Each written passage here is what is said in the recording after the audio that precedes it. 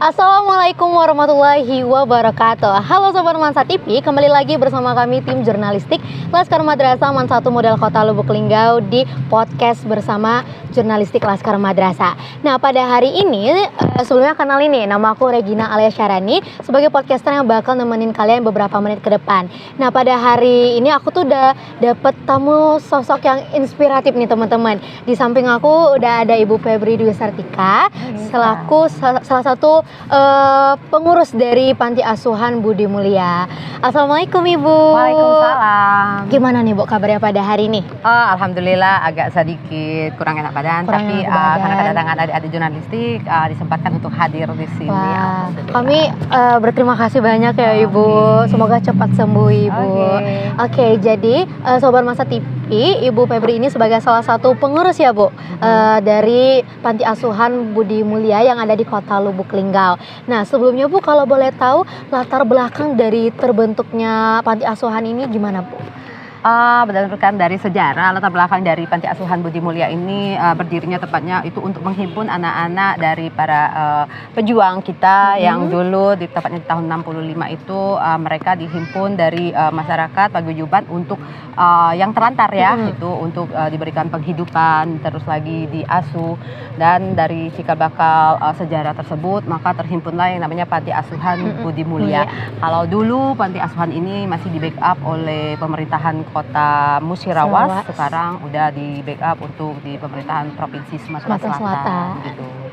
Berarti Panti Asuhan Budi Mulia ini udah lama ya Bu ya berdirinya? Benar, udah lama, dan ini merupakan panti tertua di Kota Lubuk Linggau. Wah, luar biasa, hebat banget, sampai sekarang masih berjalan ya Bu. Alhamdulillah masih, alhamdulillah sudah berjalan dengan tetap eksis, tetap terus berjalan dengan baik ya Ibu. Ya. Selanjutnya latar belakang Ibu Febrinya sendiri bisa menjadi salah satu pengurus di Panti Asuhan Budi Mulia ini gimana nih Bu? Ya, untuk mengapa Ibu Pep bisa menjadi koordinator tepatnya menjadi pimpinan di sini karena basic Ibu selaku dari pegawai Provinsi Sumatera Selatan, dan sejak beralihnya panti ini menjadi Panti Musirawas ke provinsi, Ibu ditugaskan untuk kembali ke Lubuk Linggau dan menghimpun serta mengkoordinir Panti Budi Mulia. Baik, untuk pertanyaan selanjutnya Ibu, kan Ibu sudah 8 tahun nih, kurang lebih 8 tahun menjadi koordinator ya di Panti Asuhan Budi Mulia ini. Pastinya udah banyak hal yang dilalui ya Bu. Untuk Ibu sendiri ada nggak sih tantangan terberatnya selama menjadi koordinator di Panti Asuhan Budi Mulia ini? Oke, kalaupun suka duka terus tantangan dari memimpin untuk Panti Asuhan Budi Mulia tentunya banyak sekali ya. Terutama ini kita seperti apa kita membina anak-anak dan memanusiakan anak menjadi manusia yang lebih baik lagi.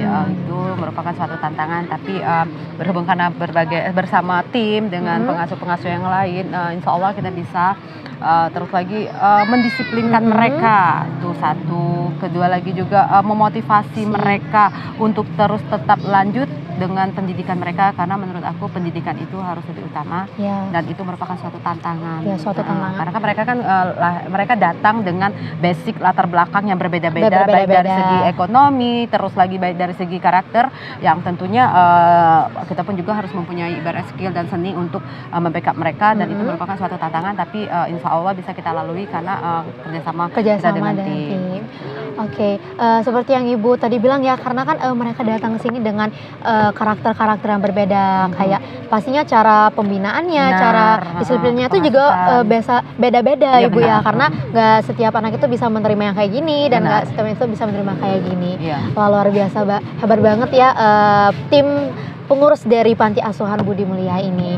Selanjutnya apa sih motivasi yang Ibu tanamin ke diri Ibu sendiri nih Bu untuk tetap selalu semangat bersama tim-timnya untuk membina Panti Asuhan Budi Mulia ini?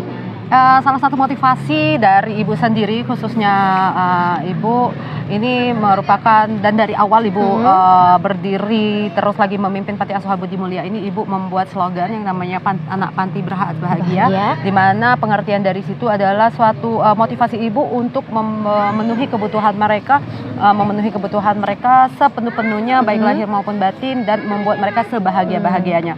Dan itulah slogan anak panti bahagia itu merupakan motivasi motivasi terbesar ibu dan berusaha untuk mewujudkannya. Oke, slogan dari anak panti yang berhak bahagia itu Benar. sangat punya makna yang dalam banget ya, Bu, Iya, karena ibu dan tim dari pengurus Panti Asuhan Budi Mulia juga pasti berusaha untuk mewujudkan slogan dari anak panti berhak bahagia itu. Benar. Semoga selalu dilancarkan ya, Bu, Amin. untuk melaksanakan slogan itu. Nah, selanjutnya Ibu, seperti yang Ibu bilang tadi kan bahwa mereka datang ke sini dengan kereta berbeda-beda. Cara kita mendidiknya juga beda-beda. Bagaimana sih cara Ibu dan pengurus yang lainnya untuk tetap membuat mereka tuh berbaur, karena kan kalau ada anak yang baru nih Bu ya, misalnya itu kan nggak cepat mereka untuk terbiasa untuk beradaptasi di lingkungan panti asuhan itu. Gimana cara Ibu dan pengurus yang lainnya untuk membaurkan mereka untuk ikut sama teman-temannya biar bisa temenan, biar bisa ngerasain kekeluargaan yang ada di panti asuhan ini, Bu? Tentunya setiap anak kan mereka yang baru datang itu otomatis kita mempunyai strategi untuk bagaimana mereka biar bisa beradaptasi dengan lingkungan kita, beradaptasi dengan panti kita dan mereka kawan-kawan di sekitar sini. Kami menegakkan konsep kekeluargaan, artinya kami merangkul mereka, terus lagi kami pun juga tidak mengulas ibaratnya latar belakang mereka secara prinsipil di depan kawan-kawan. Yang intinya kami menegakkan di sini kita sama, kita satu rasa, sama semua, nasib kita sama, dan kita berusaha di sini untuk maju sama-sama. Jadi konsep seperti itu yang bisa membuat mereka berbaur, menyatu dalam sistem kekeluargaan. Jadi konsep panti yang Ibu terapkan di sini adalah sistem kekeluargaan. Jadi kita semuanya dirangkul ya, Bu. Benar, kita anggap sebagai dan keluarga. Biar mereka karena kan mereka datang dari dunia luar yang kita nggak tahu apa yang sudah mereka lalui. Maka dari itu kita berusaha untuk memenuhi dengan baik ya, Bu, rasa kekeluargaan untuk mereka. Nah, untuk kalau boleh tahu sendiri nih, Bu, total dari anak-anak yang ada di Panti Asuhan Budi Mulia ini ada berapa nih, Bu? Ya, kita total keseluruhan ini baik anak itu ada sekitar 40 orang. Kita kebetulan pengurus di sini 4. Jadi ditambah pengurus 5 jadi total kita 45 orang. Ada 45 orangnya, Ibu. Jadi kisaran umurnya dari umur berapa aja nih, Bu? Ini kita ada yang terkecil ada Jessica itu sekitar umur 5 tahun dan yang terbesar ada si Panja kelas 3 SMA. Jadi kita bantaran usia anak dari 5 sampai dengan 18 tahun. Jadi dari kecil banget ada, dari yang udah mau lulus itu juga ada, dari lulus dari SMA juga. Nah, selanjutnya Ibu, apa aja sih rutinitas yang dilaksanakan oleh anak-anak selama bulan Ramadan nih, Bu? Untuk rutinitas yang dilakukan anak-anak selama bulan puasa ini, mereka tetap melakukan tugas rutin piket mereka. Mereka pun juga tetap mereka juga ada tambahan mengaji, terus lagi mereka juga ditugaskan dan diberikan tanggung jawab untuk menjadi petugas taraweh seperti Bilal, ceramah, terus lagi juga mereka juga selesai dari taraweh mereka tadarusan. Intinya mereka tetap melakukan rutinitas seperti biasa, hanya di bulan Ramadan ditambah dengan kegiatan rutinitas tarawih. Gitu saja. Jadi selama bulan Ramadan itu anak-anak dilatih dengan bergiliran ya, Bu, untuk menjadi petugas, petugas itu.